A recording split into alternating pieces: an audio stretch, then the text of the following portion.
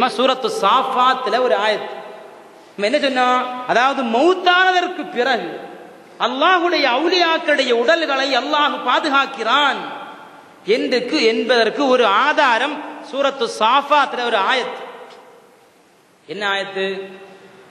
லௌலா அன்னஹு கான மினல் முஸப்பிஹீன்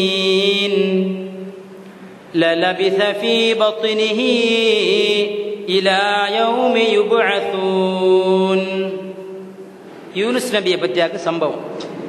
யூனுஸ் நபி எல்லாருக்குமே தெரியும், மீன் வயிற்றுல மீன் ஒழுங்கிச்சுதுங்கிறத எல்லாருக்குமே தெரியும். தஸ்பீஹ் சொன்னாங்க 40 நாளும் பல அபிப்பிராயங்கள் உண்டு.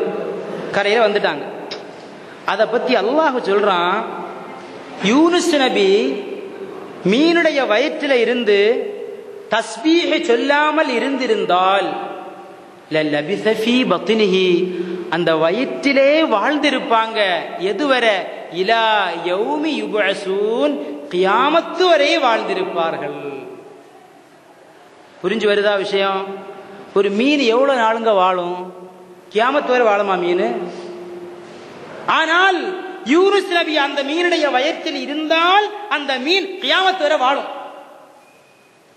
வாழ்றது மட்டுமல்ல, அந்த மீனுடைய வயிற்றில் கியாமத்து வரை அப்படியே யூனுஸ் நபி இருப்பாங்கன்னு அல்லாஹ் சொல்றான். புரியுதா இல்லையா? அப்ப யூனுஸ் நபியுடைய மீன், யூனுஸ் நபி அலைஹிஸ்ஸலாம் தஸ்பீஹ் சொன்னதுனால உலகத்துக்கு வந்தாங்க, பூமிக்கு வந்தாங்க, கடலை விட்டு வெளியே வந்தாங்க. தஸ்பீஹ் சொல்லாம அங்கே இருந்திருந்தா யூனுஸ் நபிய எந்தவித கேடும் இல்லாமல் நாம் மீனுடைய வயிற்றிலேயே பாதுகாத்து வைப்போம். மீனுடைய வயிற்றில் கியாமத்து நாள் வரை இருக்க முடியும் என்று சொன்னால், அல்லாஹுடைய அம்பியாக்களும் அவுலியாக்களும் இந்த பூமியில் கபருக்குள்ள மட்டும் இருக்க முடியாதா? முடியும் இல்லைங்க.